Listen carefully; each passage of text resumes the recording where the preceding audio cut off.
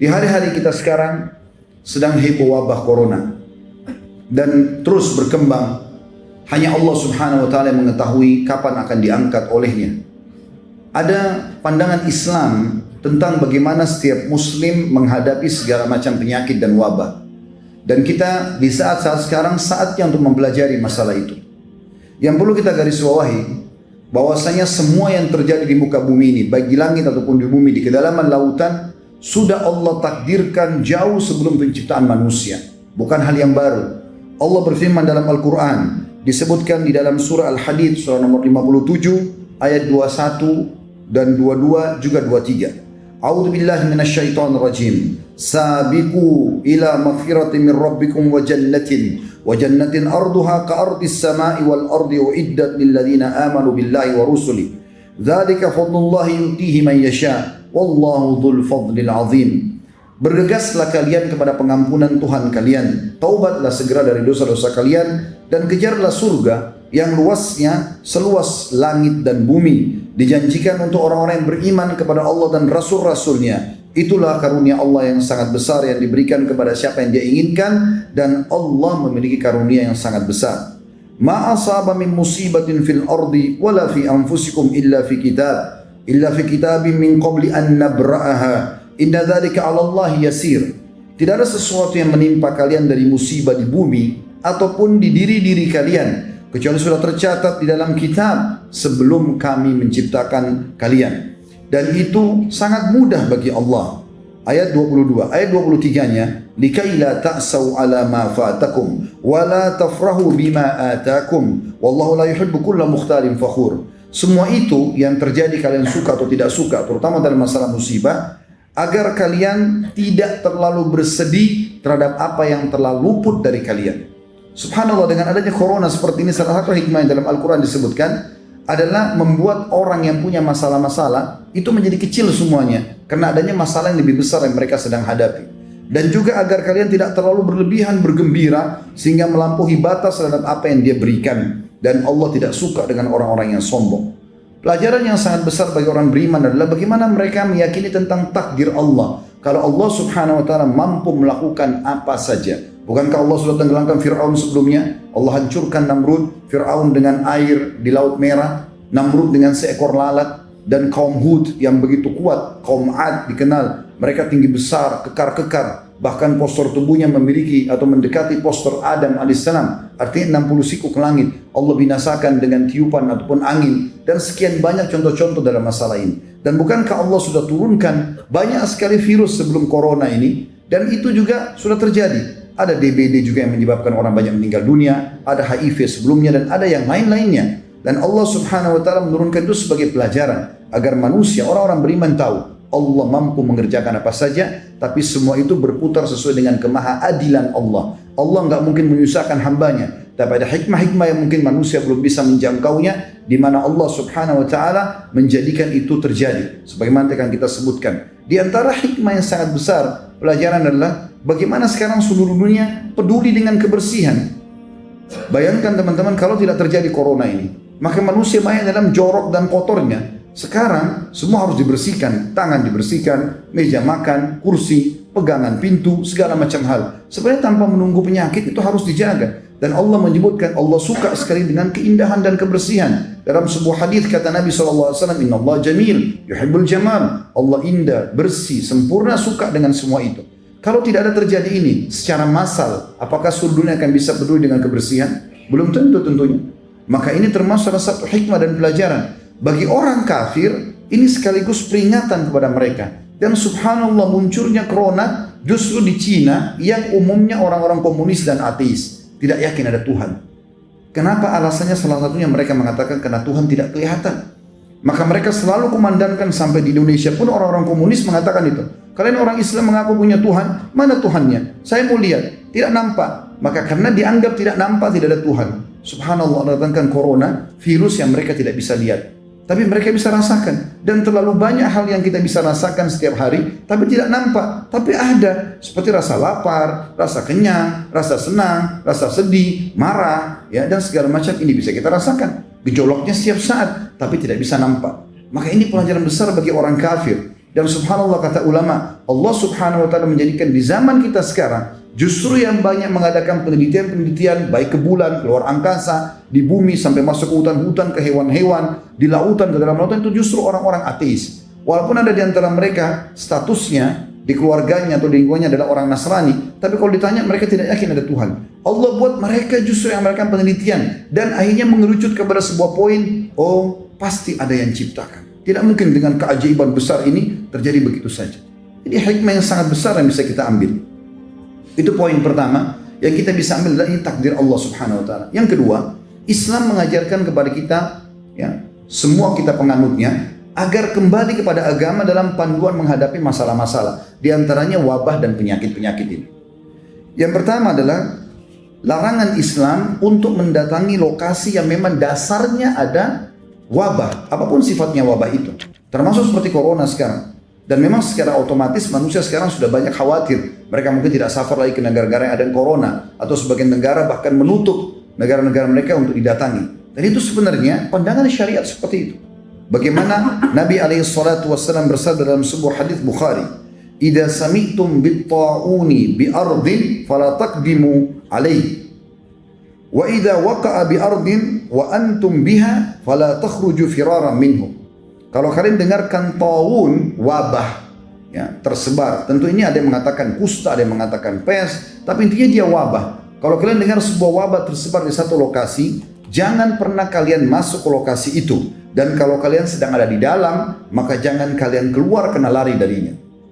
Pernah terjadi, kurang lebih terjadi tahun 17-18 Hijriah, di zaman kekuasaan Amir Mu'minin Umar bin Khattab radhiyallahu anhu, dikenal dengan taun Amwas. Jadi wabah yang terkenal di wilayah Amwas, ya. Itu kurang lebih terjadi tahun Masihnya 639 Masehi. Waktu itu mati kurang lebih 20-25 ribu jiwa kena wabah ini. Dan mereka pada saat itu kebetulan kaum muslimin sedang menghadapi orang-orang Romawi. Umar bin Khattab lagi keluar dengan pasukan besarnya untuk menghadapi Romawi, menaklukkan mereka agar bisa menerima Islam. Dan pada saat itu, pada saat Umar bin Khattab mau masuk ke dalam sebuah lokasi, ternyata di sana ada informasi yang sampai kepada beliau, ada wabah taun, ada wabah yang mematikan di dalam nih. Maka Umar bin Khattab menahan seluruh pasukannya, lalu bermusyawarah dengan sahabat-sahabat dari Muhajirin, dari Ansar, orang-orang yang dianggap senior. Kira-kira apa yang harus kita lakukan? Masukkah? Baru kita tawakal kepada Allah, kena ya sudah, nggak kena ya sudah, atau kita nggak masuk lalu kita dianggap lari dari takdirnya Allah?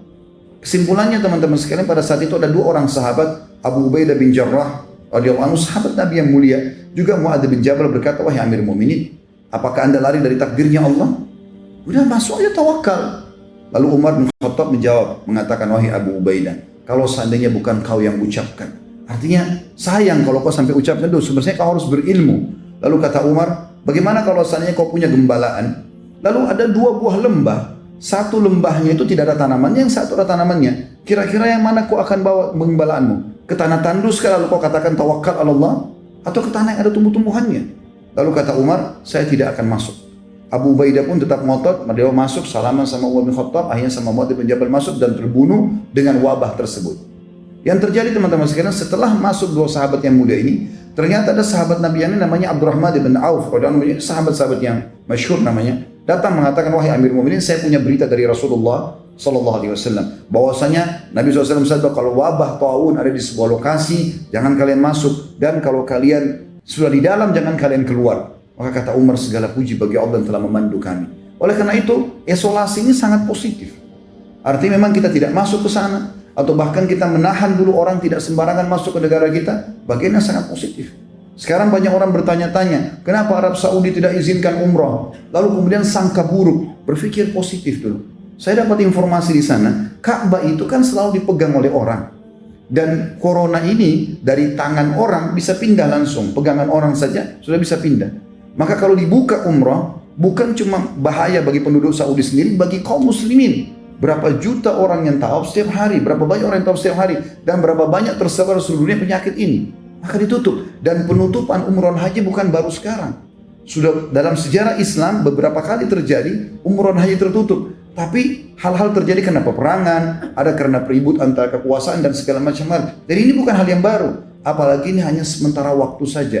Demi maslahat semuanya. Dan ini ada dalam syariat kita. Oleh karena itu teman-teman yang tidak punya ilmu jangan banyak berbicara. Akhirnya mendapatkan dosa. Apalagi bahasanya kenapa pemerintah Saudi. Berarti satu Saudi disalahkan.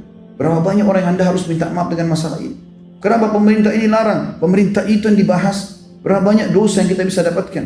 Kalau Anda punya masalah sama seseorang, kerucut ke orang itu saja. Misal suami istri ribut. Kemudian suami misalnya marah sama saya, lalu dia mengatakan, kamu memang ini tidak dididik oleh kedua orang tuamu. Tadi dia cuma masalah sama istrinya. Sekarang masalah sama kedua mertuanya. Jadi 3 dosa dia, 3 musuh dia. Apalagi kalau dia bilang, memang keluargamu begitu. Satu keluarga. Kalau keluarga 30 orang, punya 30 orang masalah. Kalau dia bilang, memang negaramu begitu, sukumu begitu. Mungkin 300 orang sukunya. Memang negaramu begitu. Berarti kalau ke Indonesia 200 juta, dia harus minta maaf dengan sekian ratus juta orang.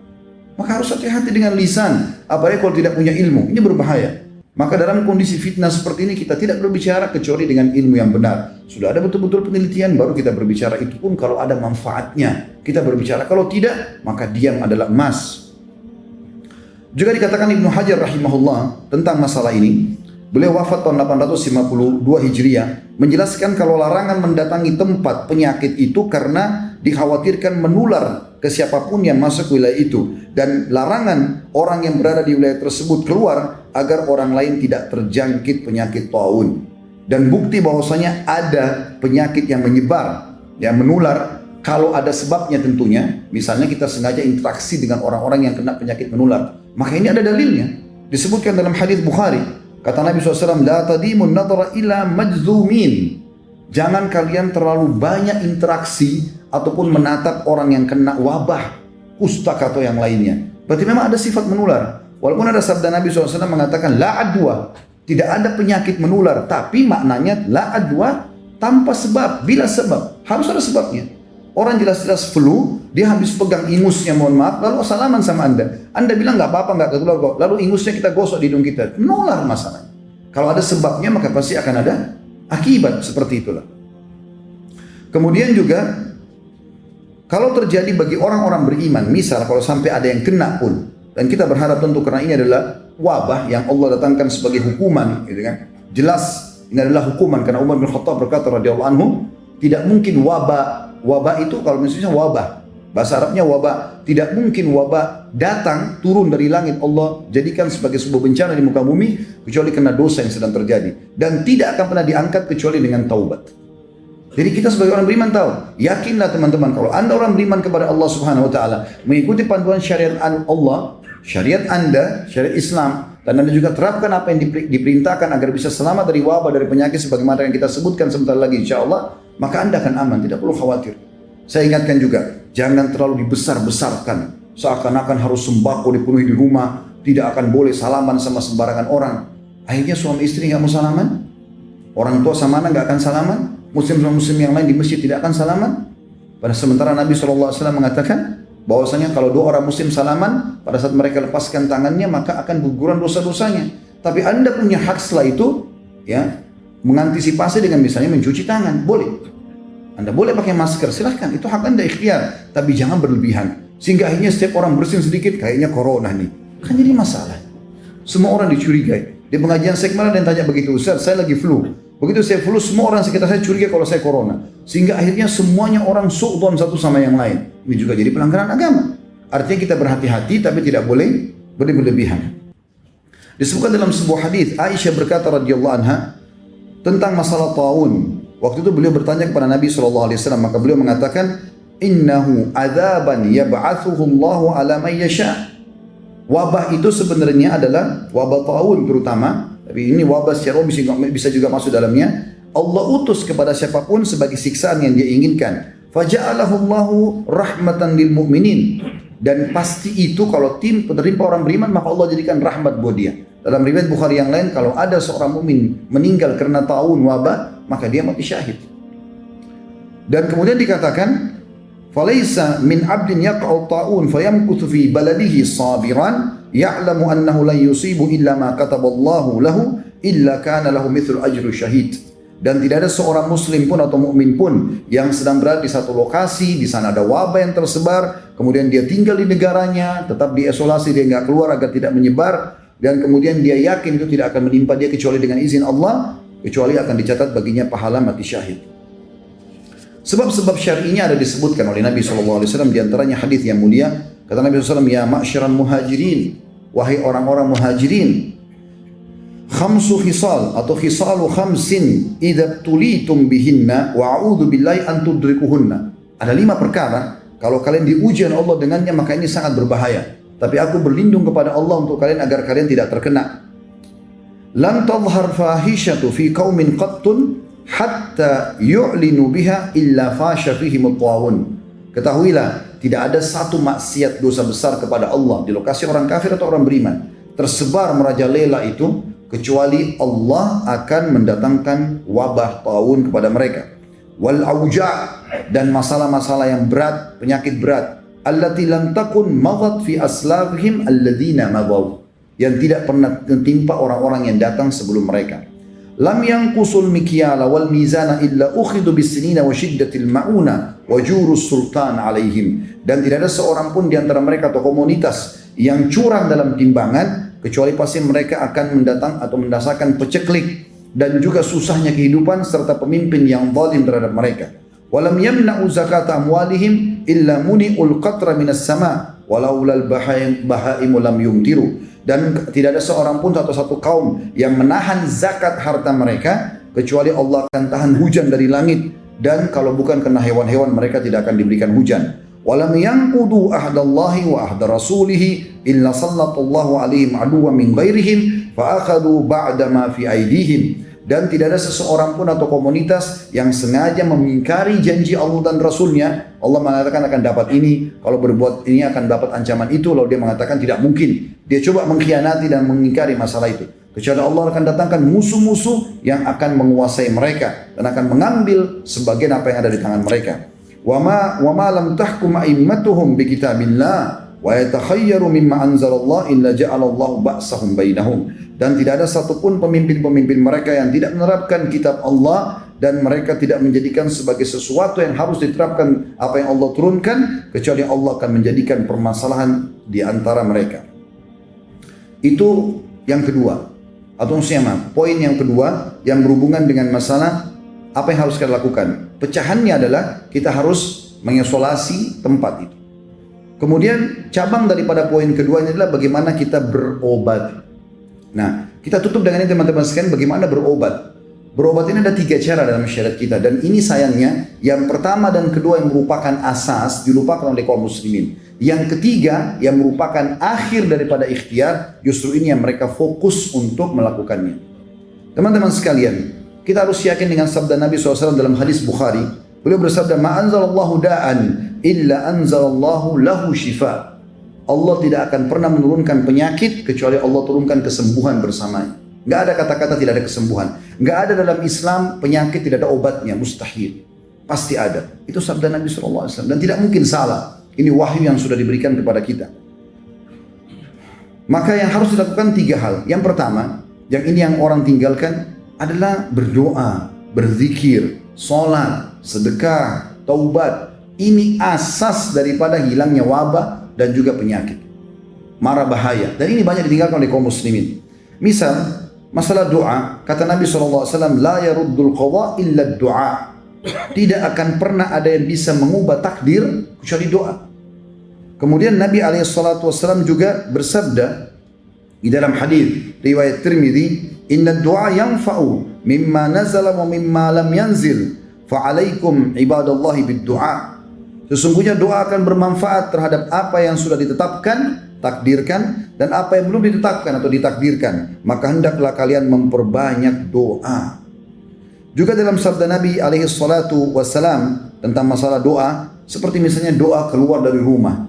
Biasakan membaca doa ini. Kata Nabi SAW, siapa yang keluar rumah membaca Bismillah, tawakkaltu ala Allah, la hawla wa la quwata illa billah. Dengan nama Allah, aku bertawakal kepada Allah, menyerahkan diri kepada-Nya dan tidak ada yang kekuatan kecuali milik Allah. Kata Nabi SAW, apabila seseorang keluar rumahnya, lalu dia membaca doa tadi, maka Allah akan menjawab mengatakan, engkau akan diberi petunjuk, dicukupkan dan selalu terjaga. Maka syaitan pun akan menyingkir darinya. Syaitan yang lain berkata, bagaimana mungkin engkau bisa mengganggu seseorang yang telah mendapat petunjuk, kecukupan dan penjagaan.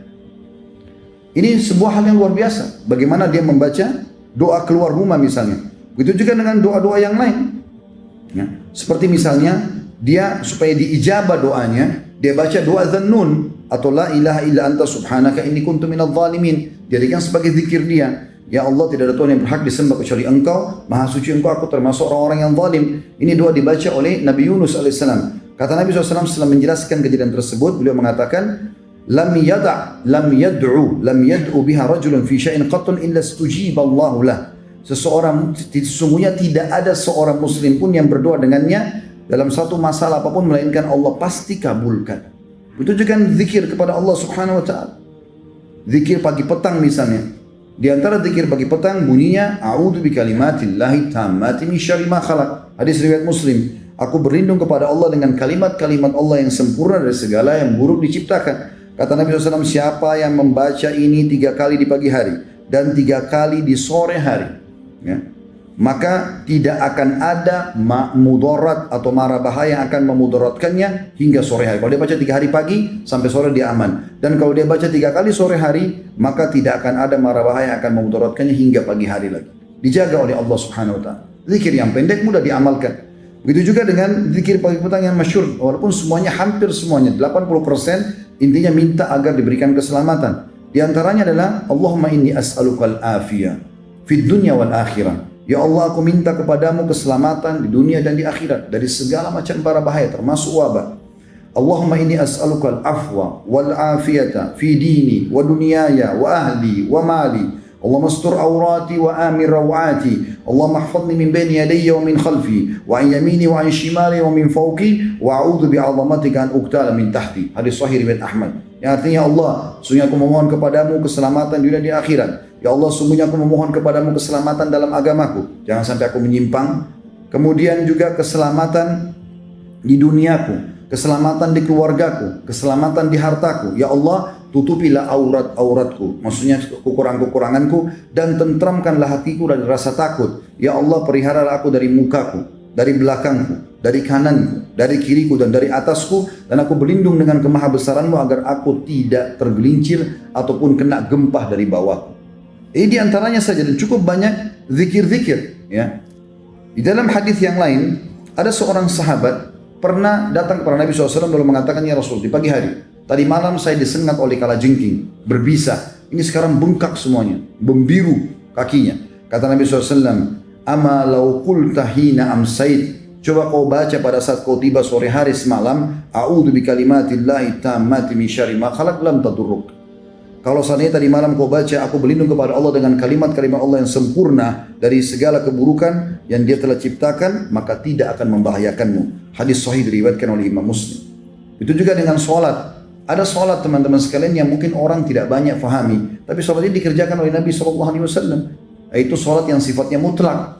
Dikatakan dalam sebuah hadis yang sahih riwayat Ahmad, Abu Dawud, hadis Hasan riwayat Ahmad dan Abu Dawud, karena Nabi SAW idza hazabahu shalla, idza hazabahu al-amr shalla. Bahwasanya Nabi SAW setiap kali ada masalah yang dihadapi, pasti beliau langsung pergi sholat. Dan sholat ini sifatnya bukan duha, bukan sholat malam, bukan sholat wudu, bukan taubat. Antum wudu, sholat niat pendekatan diri kepada Allah. Ya, ini dibolehkan, dimutlakkan ya sholat ini. Dan ini dikerjakan. Begitu juga teman-teman memperbanyak amal saleh seperti sedekah. Ini banyak menghilangkan dari wabah dan permasalahan. Hadis Nabi SAW riwayat Tabarani dengan sanad sahih. Sana'iul ma'ruf taqiyu masari as-su. Sesungguhnya semua perbuatan kebaikan, ketakwaan kepada Allah akan menjauhkan dari segala macam masalah berat atau yang buruk atau kejahatan. Wa sadaqatus sir tudfi'u ghadabur rabb, dan sedekah secara sembunyi-sembunyi akan meredam murkanya Allah. Wasilatul rahim tazidu fil umur, dan melanjutkan hubungan silaturahim akan menambah panjangnya umur. Di dalam hadis yang lain kata Nabi SAW, inna sadaqata la tudfi'u ghadabur rabb wa tadfa'u an mitati su. Ketahuilah bahwasanya sesungguhnya sedekah itu akan meredam murkahnya Allah. Jadi kalau Allah marah dengan menurunkan wabah dan segala macam hal, Allah bisa angkat murkahnya itu dengan sedekah kita. Wa juga sedekah itu, dan juga dia akan bisa menolak mati yang buruk.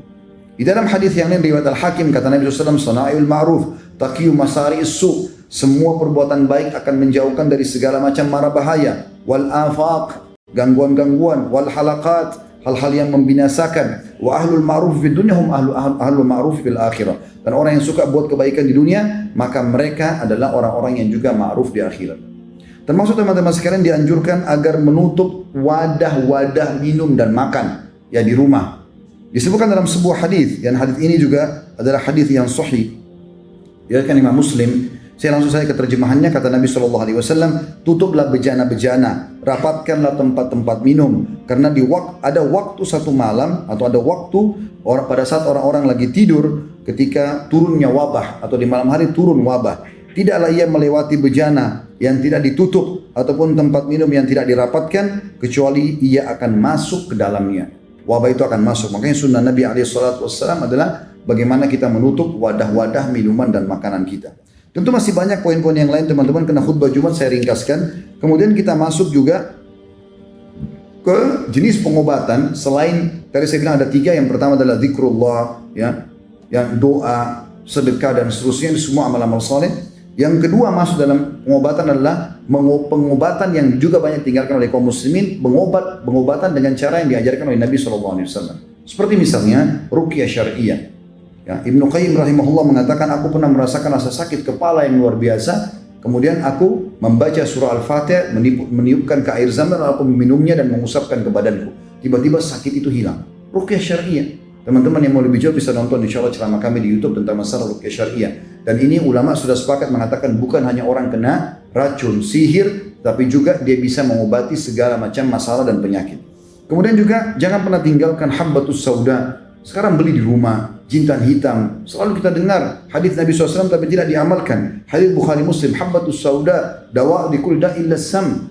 Biji hitam atau jintan hitam itu adalah obat untuk semua penyakit kecuali kematian. Kalau mati juga bisa diobati, jintan hitam akan obati.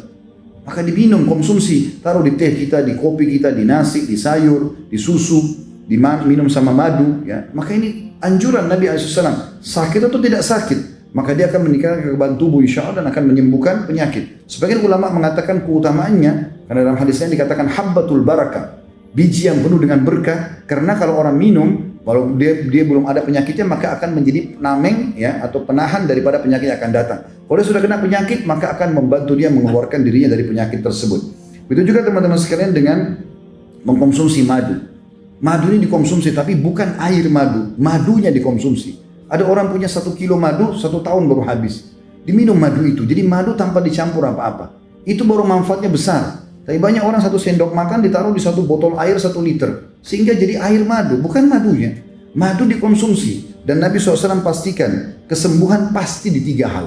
Yaitu konsumsi madu, kemudian sayapan bekam, dan juga kai atau besi panas yang ditempelkan di tubuh. Dan aku melarang umatku menggunakan kai. Dalam riwayat lain, jadikan kai sebagai obat terakhir kalian. Maka madu juga begitu. Dalam riwayat Tirmidzi ada 2 orang adik kakak. Si kakak kena diare, mencret-mencret, mohon maaf, adiknya pergi ke masjid lalu melapor kepada Nabi SAW, mengatakannya, Rasulullah, kakakku lagi mencret, diare. Kata Nabi SAW, berikan dia madu. Dia pulang ke rumah si adik, dikasih kakaknya. Ternyata belum sembuh. Dikasih kali belum sembuh, masih diare. Dia datangnya Rasulullah belum sembuh. Nabi SAW lalu marah pada anak mudanya sambil mengatakan, pasti Allah benar dan perut kakakmu yang bohong. Tidak mungkin salah. Allah mengatakan sembuh dengan madu, kok bilang tidak? Sekarang pulang berikan kembali. Diberikan kakaknya akhirnya sembuh. Ini disebutkan dalam hadis yang sahih. Dan kita tahu dalam Al-Quran, dalam surah An-Nahl khusus, ya, surah nomor 16, Allah berfirman di ayat 68 dan juga ayat 69-nya. A'udzu billahi minasyaitonir rajim. Wa auha rabbuka ilan nahli an ittakhidhi minal jibali buyutan wa minasyajari wa mimma ya'rishun. Dan Allah mewahyukan kepada lebah-lebah, surah nomor 16 tentang lebah, An-Nahl, agar menjadikan gunung-gunung sebagai rumahmu atau rumah-rumah kalian, dan juga dari pohon-pohon dan apa yang dibuat oleh manusia. Itu ayat 68. Ayat 69-nya, thumma kuli min kulli thamarat. Kemudian makanlah hai para lebah, Allah wahyukan kepada ciptaannya lebah, makanlah dari semua jenis buah-buahan. Fasluki subul rabbiki dzulula. Lalu ikutilah petunjuk jalan yang sudah Allah berikan kepada kalian. Yakhruju min butuniha syarab. Dan dari perut lebah itu akan keluar minuman. Mukhtalifa alwanuhu fihi shifa'un linnas, yang warnanya berbeda-beda. Ada madu warna hitam, ada coklat muda, ada kemerah-merahan, warnanya berbeda-beda, ada yang madu warna putih dan seterusnya. Semua itu keluar dari perut lebah, kata Allah, ada obat untuk manusia. Inna fi dzalika laayatan liqaumin yatafakkarun. Itu betul-betul ada tanda-tanda kebesaran Allah bagi kaum yang mau memikirkannya. Begitu juga dengan bekam, saudaraku seiman. Jangan pernah tidak bekam. Kita sekarang kalau tidak salah berada di 18 Rajab. Sunnah Nabi SAW tanggal 17, 19, dan 21. Kalau kemarin 17 Anda belum bekam, maka besok insya Allah bisa bekam di tanggal 12 atau tanggal 21. Dan Nabi SAW juga mengatakan bahwasanya kesembuhan pasti di sayapan ya, bekam. Dan Nabi SAW mengatakan dalam hadis sahih riwayat Ahmad, sebaik-baik pengobatan penyakit kalian adalah berbekam. Juga dalam riwayat lain, riwayat Tirmidzi, kata Nabi SAW, tidaklah aku melewati sekumpulan para malaikat ya, di langit pada saat aku sedang Isra dan Mi'raj, kecuali mereka semua mewasiatkan mengatakan, hai Muhammad, perintahkan umatmu untuk berbekam. Dan Nabi SAW mengatakan, dalam hadis riwayat Abu Daud, barang siapa ingin berbekam, hendaklah dia lakukan di tanggal 17, 19 dan 21, maka akan menyembuhkan semua penyakit. Juga teman-teman sekalian, konsumsi air Zam-Zam. Jangan lupakan air Zam-Zam. Beli, milikin, minum. Air Zam-Zam pulang dari umrah bukan ditaruh di gudang, di lemari, 5 tahun gak dikonsumsi. Minum Zam-Zam. Dan ulama mengatakan Zam-Zam akan terus berlaku walaupun dicampur dengan air lain. Misal, antum cuma punya 1 galon 5 liter, biasa kalau pulang umrah dikasih. Baik, kita minum sebagiannya. Bisa diisi dengan air biasa. Air biasa yang bercampur dengan Zam-Zam akan berubah jadi Zam-Zam secara otomatis. Jadi tidak akan pernah habis Zam-Zam kita sebenarnya. Kita bisa tinggal menambahkan air terus-menerus dan itu terus akan berlaku sebagai hukum Zam-Zam. Dan kata Nabi SAW dalam hadis sahih riwayat Muslim, air Zam-Zam penuh dengan berkah. Ia merupakan makanan yang mengenyangkan dan obat untuk semua penyakit. Juga sabda Nabi SAW dalam hadis riwayat Ahmad dan Ibnu Majah, Zam-Zam sesuai dengan niat dan tujuan orang yang meminumnya. Minta kesembuhan, Allah kasih. Minta apapun, Allah akan kasih. Dan juga Nabi SAW dalam hadis riwayat Tirmidzi dan Al-Baihaqi dengan sanad hasan, beliau pernah membawa air Zam-Zam dikatakan dalam girbah. Girbah itu kayak wadah minuman, untuk taruh minuman tapi dari kulit hewan. Kemudian beliau menyiramkan dan meminumkannya kepada orang-orang yang sakit. Jadi ini bentuk-bentuk ikhtiar kita. Kemudian yang terakhir, pengobatan ketiga yang paling banyak orang sekarang melakukannya dan meninggalkan yang pertama dan kedua, yaitu berobat secara medis. Dan ini dianjurkan juga dalam Islam. Tapi ini pengobatan terakhir justru. Kalau kita malah terbalik, dokter dulu, nanti kalau sudah tidak bisa sembuh dengan 30 dokter, baru sholat malam. Baru mau berdoa. Allah di nomor 30 kan, bagaimana bisa sembuh? Maka ikhtiar medis adalah ikhtiar yang terakhir. Hanya pelengkap saja. Sebagaimana Nabi SAW bersabda, sesungguhnya Allah tidak turunkan penyakit, hai hamba Allah, kecuali Allah turunkan bersama obat, maka berobatlah wahai hamba-hamba Allah. Aku qauli hadza, saya sudah mengucapkan perkataan saya ini, wastaghfirullah li wa lakum, dan saya beristighfar kepada Allah, dan Anda jamaah istighfar kepada Allah, fastaghfiruhu innahu wal ghafurur rahim. Beristighfarlah kepadanya karena Dia Maha menerima taubat hamba-hamba dan juga Maha penyayang.